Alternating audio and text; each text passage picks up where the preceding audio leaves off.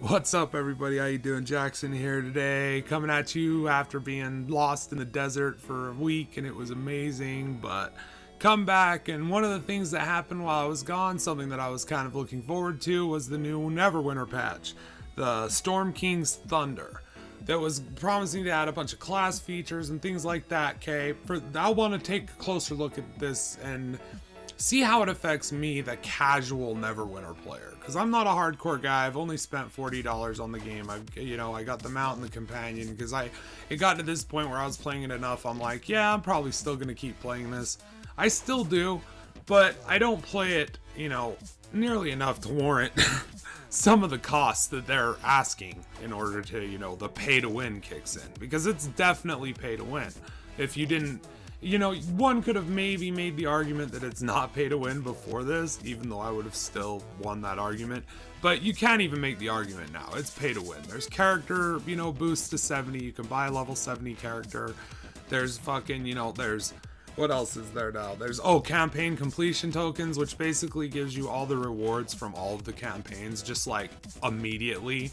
So all the boons and stuff that you're looking at, like probably a week or so of farming, week dailies and things like that, just for maybe like half of them, we're talking about weeks, you would just get automatically. That's pay to win. All right, we're gonna get into those a little bit more later.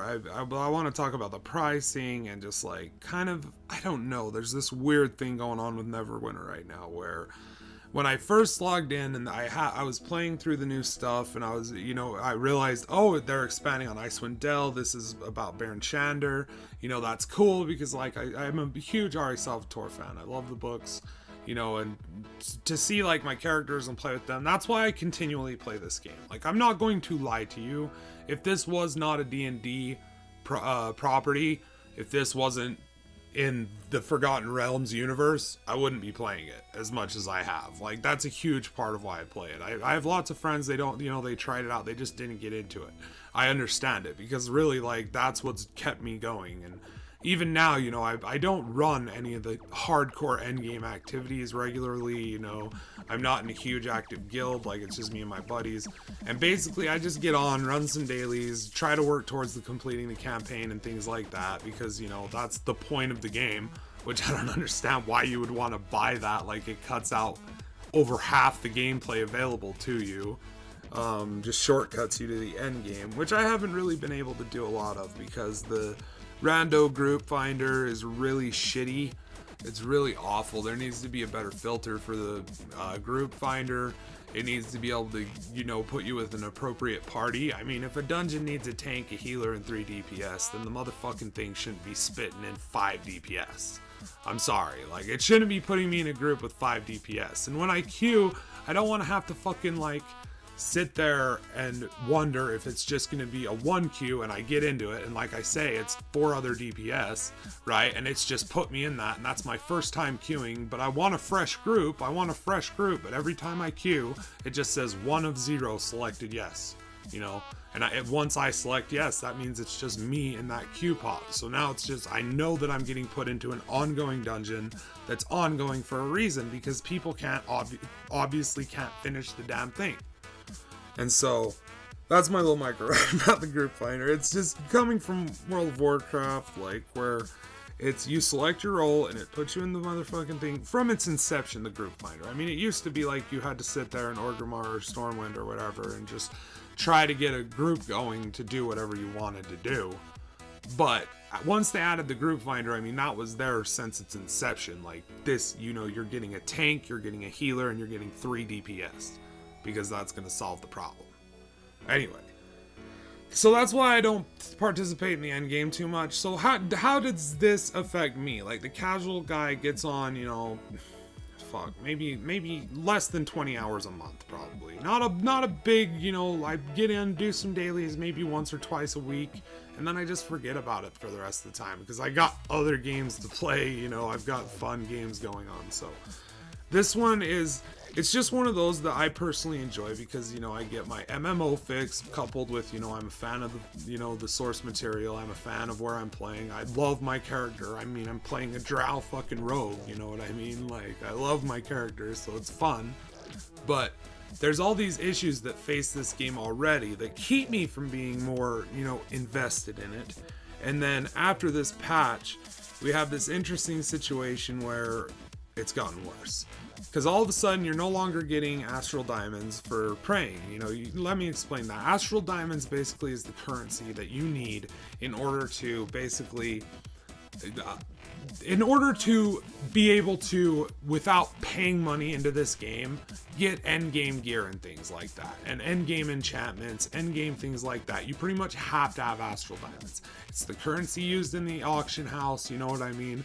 So it's very important that you get Astral Diamonds. And there was a system set up where you would invoke whatever god you worship. For me, it's Timora, so I would invoke Timora and I would get X amount of fucking Astral Diamonds the first time, and then it was on a timer, and you could do it every so many hours or whatever.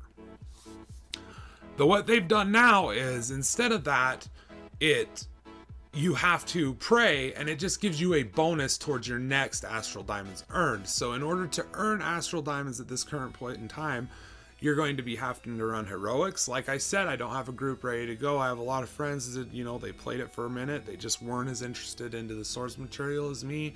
We kind of got sick of the buggy dungeons when we were trying to run dungeons, where it was like you couldn't see the boss template on the ground for their boss attack, and so you would just have to guess and hope you were in the right place, and you didn't know, and if you didn't know, you were dead, because it's a one-shot.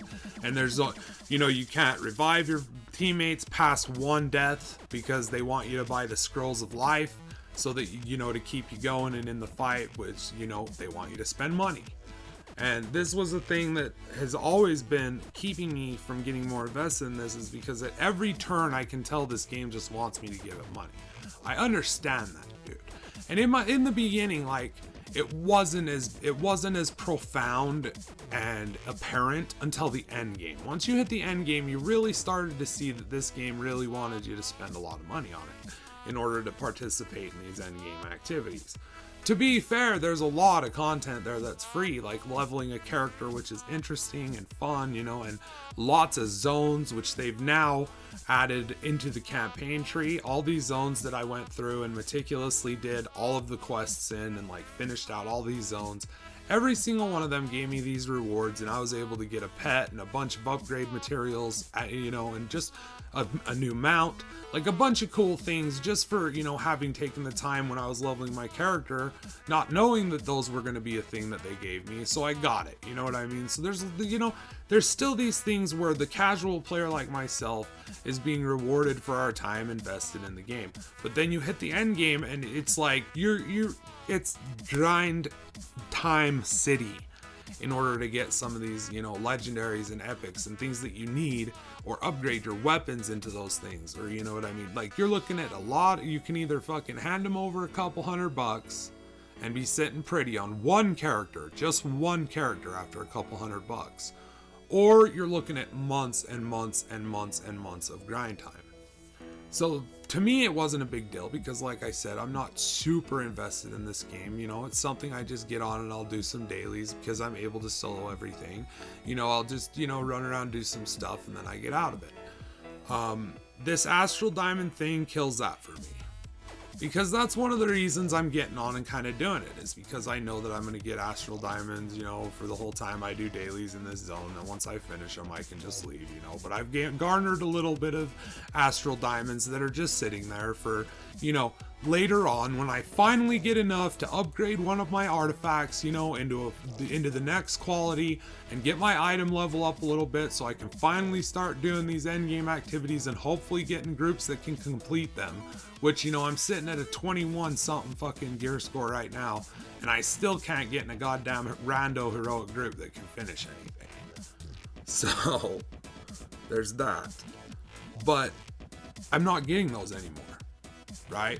And so I don't like the PvP, because the PvP in a pay to win like this, PvP is automatically broken from the jump until once you're leveling, I'm sure whatever, but I'm sure even then, because I know that there's some like packs, heirlooms kind of from World of Warcraft that you can get on your character in this game, and that will probably help you level up. I mean, I got one because my brother purchased me the $20 like starter pack, the early access thing. It was just $20. He was like, I have the money, here you go. And I got, you know, whenever I start a character, I get some really good starting armor, some really good starting weapons, some, you know, and on my first character, I got character boosts, like keys and things like that. I never even used the keys because I completely forgot that that character had them and I deleted it. Because that's how I, you know, and I'm kind of glad I did, because that's like the slot machine, and like, I didn't want to roll on that bullshit anyway. I don't care what I would have gotten. Don't give a shit. It's not interesting to me. Like, those things, I hate RNG reward systems. Those loot boxes in this game, the cash or whatever that you have to buy the keys for, are in ways worse than microtransactions in any other game. They cater to the addict, they, you know what I mean, and they definitely get the best items to put in there. They're definitely promoting them. I mean, they drop all the time.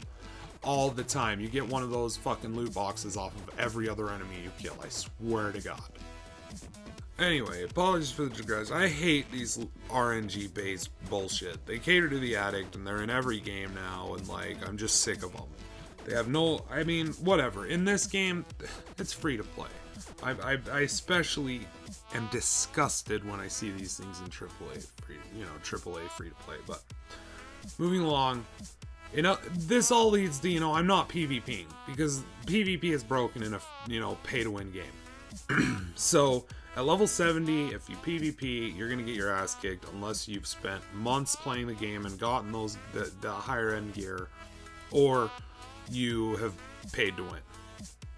So I'm not doing it. I'm not PvPing. So I'm not getting Astral Diamonds from there. I'm not getting Astral Diamonds from the dungeons because I'm not able to find a group that can complete it successfully, because the dungeon finder, or I mean the group finder, is fucking atrocious. And it will give you 4 DPS and like 1 tank, or 4 DPS and 1 heal. And you pull and you all die because you're DPS and you can't do anything, and the fucking healer's not going to be able to heal you because it's 2 hits and you're dead. And I mean, so there's no Astral Diamonds there. So I'm pretty sure the only way I'm able to get Astral Diamonds currently is through salvaging or going and doing regular at level dungeons.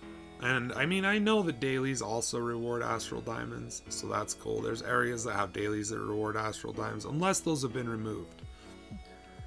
The thing about this is it made me feel even more like pay, give us money, and that sucks. So I'm not sure how much longer, you know, how much time I'm going to be spending in this game. I mean, I have other games to play, you know, they're just as grindy, but, you know, there's no pay to win, and it's, you know, me and my friends grinding for fun and not, you know, I don't know. So, with that all said, those are my problems with the Storm Kings, blah, blah, blah. Now on to the good things about it that I enjoyed, okay?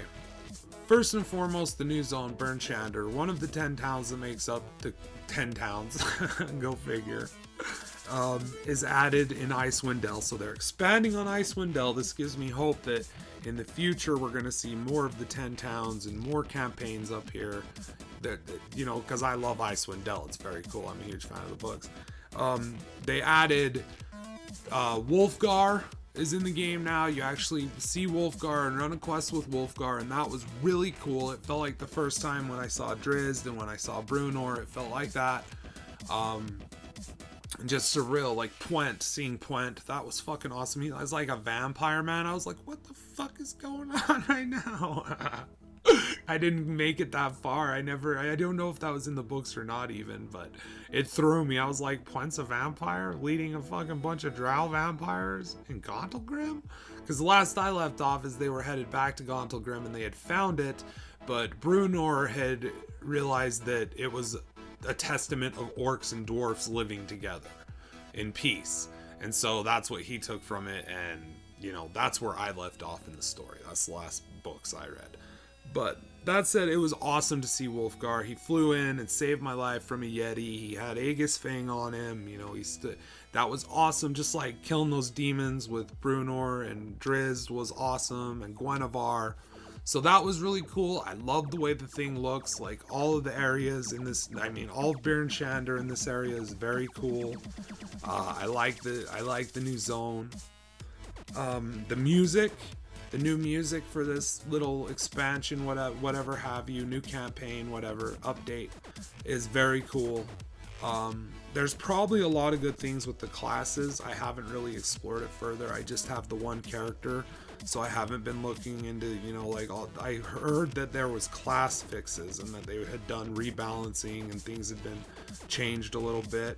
I'm sure it pertains to PvP mostly, and I did not notice a single difference in the way my character played. He played the exact same as before the update. All my skills are the same. They do the same thing, so I don't know much on that end. But the microtransactions is like $50 for a character expanse, you know, $40 for fucking clear your campaign. These things, I feel like here's the balance with free to play that so many other games have walked the line and done such a good job of. That is that there's this way that they reward the people who aren't paying, you know, kind of like me, just casual people who just want to play it, enjoy the grind of, you know, not the pay to win. You know, we enjoy doing the dailies, we enjoy completing these campaigns organically.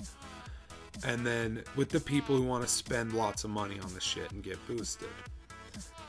Neverwinter has turned full-blown mobile in that aspect, where mobile games are always going to favor the people paying the money, the pay-to-win people. It's always going to favor the pay-to-win people. If you are putting money into a pay-to-win game, these games are so successful because, I'm sorry, they make casual gamers who aren't that good at gaming feel really fucking badass at gaming. You know, that's a harsh truth to say, but if you're addicted to mobile games, or like you're playing lots of mobile games to the point where you're spending upwards of like $400 or $500 a month on mobile, you know, games, or even Neverwinter. If you're spending that kind of money on a game like this, you're probably not that good at video games, because you don't have to spend that kind of money to get a good, challenging video game, and that's a fact. And that's where Neverwinter is breaching the line. You know, I'm still enjoying the challenge because it's challenging for me to solo these new areas. Of course I enjoy my character. I enjoyed seeing Wulfgar. I enjoyed the new area, being there in one of the settings of, you know, like the books I'd read so long ago. It's so awesome to be there, you know, and always have kind of wanted this to happen since I first discovered World of Warcraft and was playing World of Warcraft. Anyway, that's my thoughts on the new Neverwinter expansion. I hope you guys enjoyed. Thanks for listening to my rambles. I got some more videos coming out. I just wanted to do this one because this was something I was looking forward to that I kind of felt left down on. But I mean, I got a bunch of cool things, and you know, they definitely rewarded my time in the game, and it's just one of those, like I said, it's that blurry line between mobile and, like, I would say like Smite, League of Legends, like the PC legacy of free to play. You know, they balance it better for the people who don't want to pay to win and the people who just want to play, you know, just give all their money to these people so they can feel like badasses. But that's it for me, Jaxxsin. I'm out of here. I love you guys. Sorry if I insulted you with this video. It's just what I do. I'm not meaning to. It's probably just because you're a fucking baby. Love you guys. Thanks for watching to the end. Talk to y'all later.